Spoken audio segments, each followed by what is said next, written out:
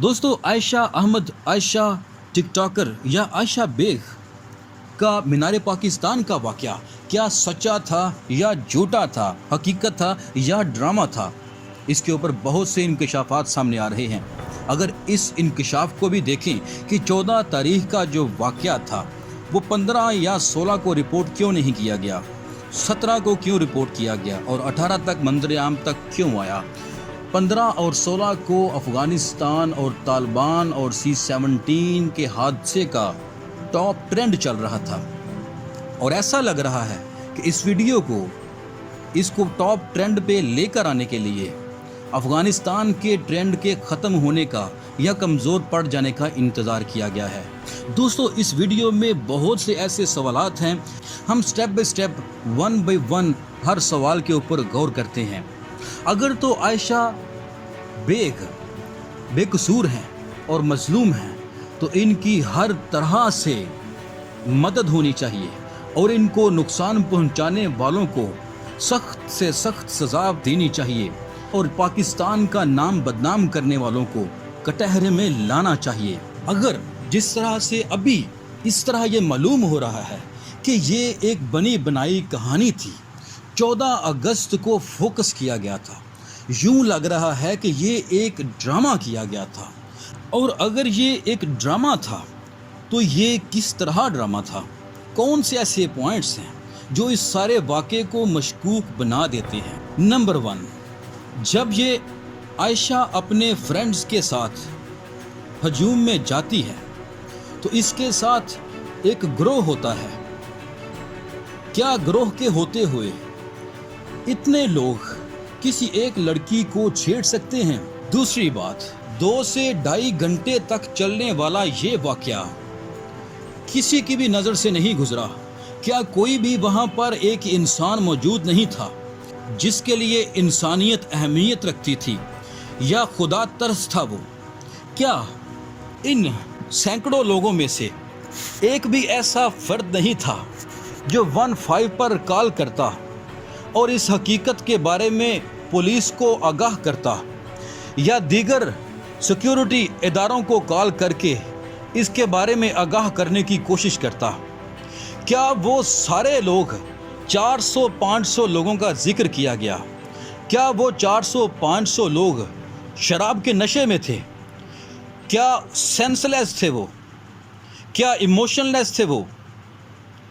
क्या वो सब ज़ॉम्बीज़ थे जो इस औरत के ऊपर, इस लड़की के ऊपर मुसलसल ज़दोकोब करते रहे और उनमें से कोई भी एक आदमी ऐसा नहीं था जो उसको बचाता और इस वाक़े की खबर आला हकाम तक या पुलिस तक पहुंचाता?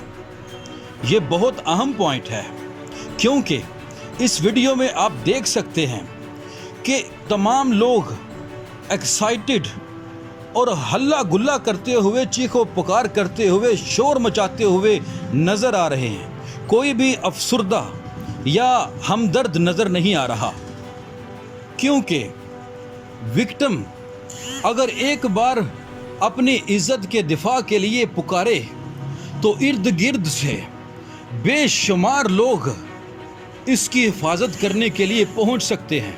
ये सिर्फ हमारे मुआशरे की बात नहीं, ये हर मुआशरे की बात है। कोई भी लड़की, तनहा लड़की किसी भी जगह पर अगर इस तरह की सूरत हाल से दो चार हो और वो चीखो पुकार करे तो हर मुआशरे का फ़र्द उसको बचाने के लिए उसका ईमान ज़रूर जागेगा। तो हमारा मुआशरा जिसकी बुनियाद दीन इस्लाम पर है, क्या उसका कोई फ़र्द इसको बचाने के लिए नहीं पहुंचा? तो इसका जवाब ये है कि उनको ऐसी सूरत हाल नज़र नहीं आ रही थी जो कि बाद में रिपोर्ट की गई है। वहाँ पर सूरत हाल कुछ डिफरेंट थी जिसकी वजह से हर आदमी इसको एक खेल समझ रहा था। दूसरा पहलू इस वाक़े का ये बताया जा रहा है कि ये लड़की पूरे हजूम में लोगों को फ्लाइंग किस कर रही है और लोगों की तवज्जो हासिल कर रही है। इसका तीसरा पहलू सिक्योरिटी गार्ड का बयान है जो ये कहता है कि इस लड़की को बाहर निकाल दिया गया था, ये दोबारा से दाखिल हो गई थी। चौथा पॉइंट कि इस लड़की को इस पार्क में दाखिल होने के लिए फैमिली के साथ आना चाहिए था, लेकिन ये फैमिली के बगैर दाखिल हुई और किसी फैमिली के सहारे के साथ दाखिल हुई। इस तरह के इंकशाफात सामने आ रहे हैं। इस वाक़े का एक बहुत ही अहम पॉइंट हमारे सामने आता है, वो ये कि लड़की ने SHO को मज़ीद गिरफ्तारियों से और तहकीकात से रोक दिया है।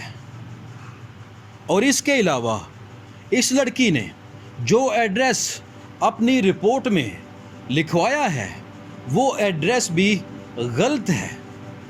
ये एक झूठ लग रहा है, ये एक ड्रामा लग रहा है इस बात से कि लड़की अपना एक्चुअल असल एड्रेस क्यों नहीं लिखवाती। और फिर SHO इस सारे वाक़े की रिपोर्ट अपनी मुद्दईयत में दर्ज करता है और फिर इनको वहाँ से रुखसत करता है। ये सारे सवालात मिलकर इस सारे वाक़े को इंतहाई मशकूक बना देते हैं। इनकी हर तरह से जांच पड़ताल होनी चाहिए।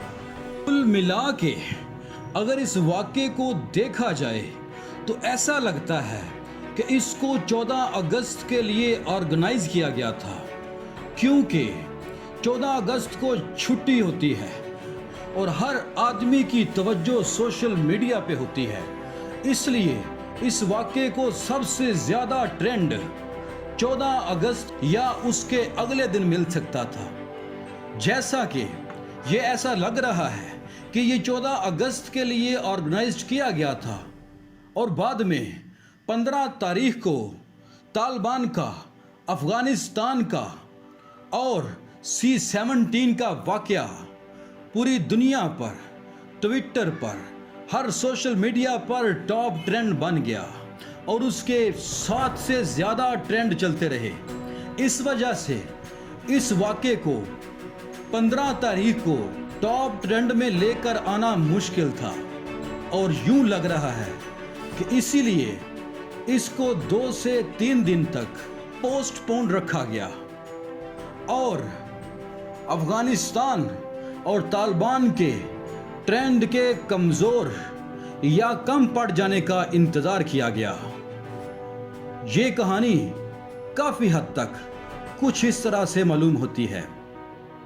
इसलिए इसकी जांच पड़ताल इंतहाई बारीक बीनी से होनी चाहिए, क्योंकि इससे पूरे पाकिस्तान का पूरी दुनिया पर तशख़्ख़ुस मुतासर हुआ है। ऐसी गलती करने वालों को सज़ा मिलनी चाहिए। इसके बाद इकरारुल हसन साहब, यासर शामी साहब, क्या वो इस वाक़े में इन्वॉल्व थे? उम्मीद है कि वो नहीं होंगे, लेकिन कुछ चीज़ों ने उन पर भी शकूक व शुबहात छोड़ दिए हैं। अमूमन यासिर साहब किसी भी विक्टिम को देखने के लिए या उसकी रिपोर्टिंग करने के लिए उसके घर पे जाते हैं, उसके पॉइंट पे जाते हैं। तो क्यों इस लड़की को इन्होंने अपने घर बुलाया, उसको वहाँ से करतबा चौक से क्यों पिक किया और इसकी रिकॉर्डिंग अपने ही कमरे में क्यों की गई? उम्मीद है कि ये लोग अरसा दराज से पाकिस्तान के बहुत से ऐसे जुराइम को एक्सपोज कर चुके हैं। उम्मीद है इनको अपनी जिम्मेदारियों का एहसास है और ये ऐसी गलती और ऐसी साजिश में शामिल नहीं होंगे। Pakistan is safe for everyone from all over the world.